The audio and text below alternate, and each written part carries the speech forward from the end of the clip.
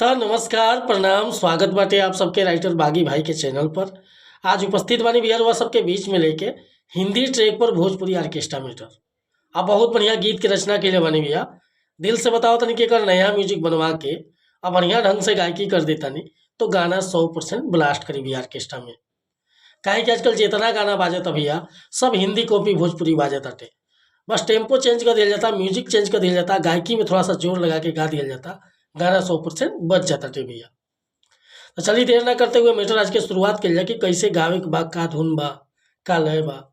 लेकिन video start करे से पहले भैया को बात बतावल चाहो कि रुआ अगर नया सिंगर बानी आ सिंगिंग में इंटरेस्ट बा, अच्छा अच्छा मैटर के तलाश में भटकता नहीं, सही ढंग के गीत नहीं खे मिलत, बढ़िया तुकबंदी नहीं खे मिलत, चाहे मन पसंद के मैटर नहीं खे मिलत, तो भैया अगर हमारा चैनल पर आ गई बानी तो निश्चिंत रही, निराश भैया की जरूरत नहीं खे।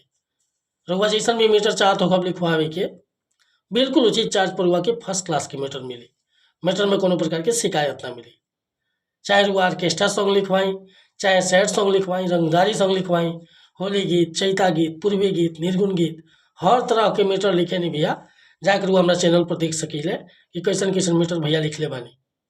तो कोनो प्रकार के रुआ मैटर लिखवाओ बा बेहिचक रुआ संपर्क कर सकीले। डिस्क्रिप्शन में हमारा नंबर बा और चैनल पर नया होखे तो चैनल के सब्सक्राइब कर ले ताकि हर रोज रोज नया नया मैटर सुने के देखे के और गावे के मिलत रही भैया।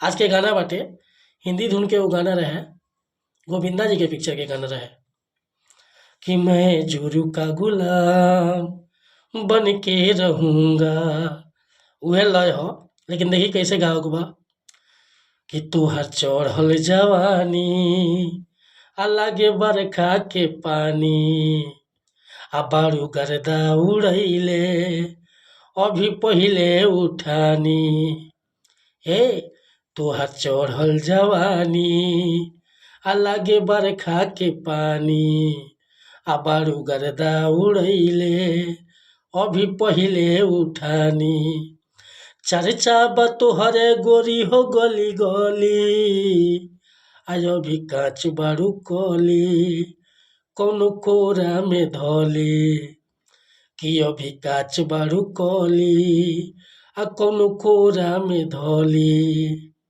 एक बार और सुन ले मुखड़ा कि तोहर चढ़ल जवानी लागे बरखा के पानी आ बारू गर्दा उड़ैले अभी पहिले उठानी, चर्चा बा तोहरे गोरी हो गली गली आयो भी काच बारू कली आ कोनो कोरा में धली, हाय अभी काच बारू कली कोनो बहिया में धली।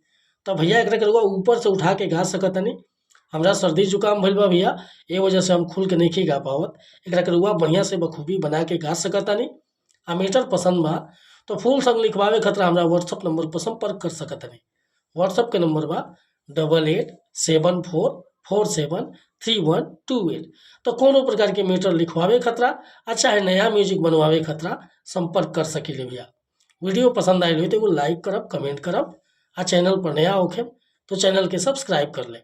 मिलत नहीं अगला वीडियो में कुछ नया गाना के साथ, तब तक लिए अनुमति चाहता नहीं। जय हिंद, जय भारत, जय भोजपुरी समाज, हर हर महादेव।